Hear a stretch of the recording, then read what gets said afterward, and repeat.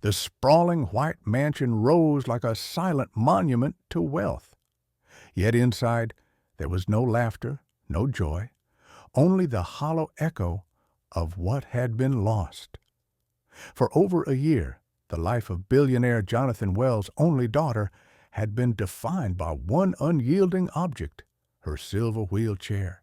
7-year-old Lily, a little girl with fiery red curls and sparkling green eyes, had been paralyzed from the waist down after a terrible accident.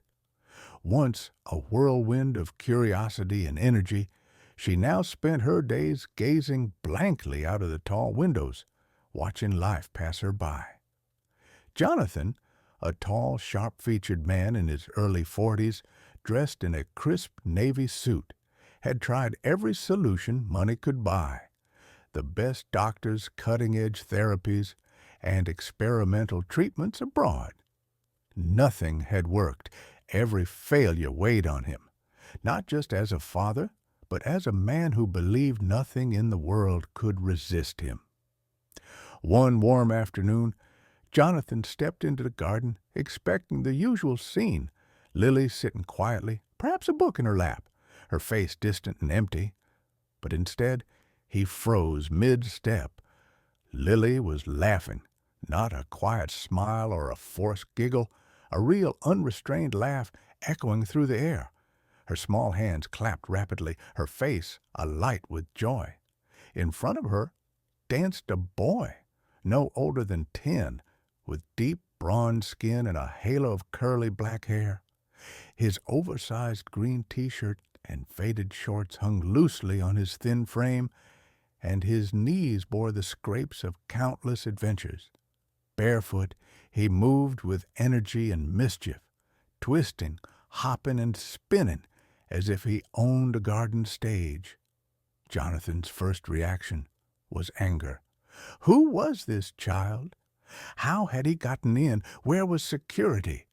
But then he noticed Lily. She wasn't just watching, she was leaning forward, mimicking the boy's movements, her tiny toes wriggling, her back, usually slumped and lifeless, straightened as if pulled by invisible strings. Months of apathy had vanished in moments. The boy caught Jonathan's gaze. Their eyes met briefly. Jonathan expected fear or flight, but the boy grinned and spun in a wide arc before bowing theatrically. Lily clapped harder, squealing with delight. Jonathan stepped back behind a marble column, heart pounding. He didn't want to interrupt this magic. Something extraordinary was happening. Minutes passed. The world outside the mansion's gates ceased to exist. Only the boy's animated performance and Lily's laughter filled the air. Jonathan watched, astonished, as his daughter's muscles subtly engaged, moving in rhythm with the boy's playful steps. For the first time in over a year, hope stirred in his chest, fragile, terrifying, but unmistakably alive. The following day, Jonathan didn't hide. Lily awaited the boy, standing her wheelchair towards the gate, anticipation lighting her face. As if summoned, he appeared, sneaking through the side hedge, bare feet silent on the grass. Dust clung to his clothes, but the smile never left his face. "Ready for the show?" he asked. "Yes!" Lily cheered, clapping. Jonathan stepped forward. The boy froze, eyes flicking nervously to the gate, then back to Lily. I didn't mean to," he began. Jonathan cut him off gently. "It's all right. I just want to talk." Lily's voice broke the moment, pleading, "Don't make him leave, Daddy. He makes me happy." Jonathan crouched to meet the boy's level. "What's your name?" "Sam," the boy whispered. "How old are you?" 10, I think." Sam's eyes flickered, avoiding the question. "Where do you live?" Jonathan asked gently. Sam hesitated. "Here and there. The bus station sometimes. The laundry room if no one's around." Jonathan's chest tightened, realizing the boy had nowhere safe. "Not anymore," he said softly. From now on, you live here. You'll have a room, food, clothes, and school. You're part of this family." Tears welled in Sam's eyes. "Why?" Jonathan's gaze softened. "Because you gave my daughter something no doctor, no therapy, no amount of money could. You gave her hope, and I won't let you sleep on a cold floor again." From that day, Sam came every afternoon, sometimes bringing scraps of food he found, sometimes just his unstoppable energy.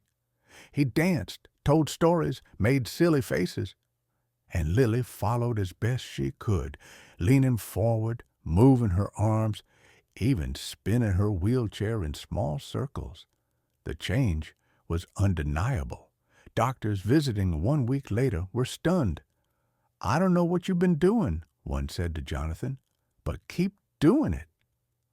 Emotional engagement, rare and powerful, was working. One evening, to everyone's amazement, Lily lifted herself halfway out of her wheelchair, panting but smiling. Sam whooped, spinning in celebration. Jonathan knelt beside his daughter, brushing a curl from her forehead, then turned to Sam. "And so are you," he said. The mansion, once a quiet prison of silence, now brimmed with life. The laughter of a little girl and the boundless energy of a homeless boy had transformed it into a home, a place of joy, hope, and second chances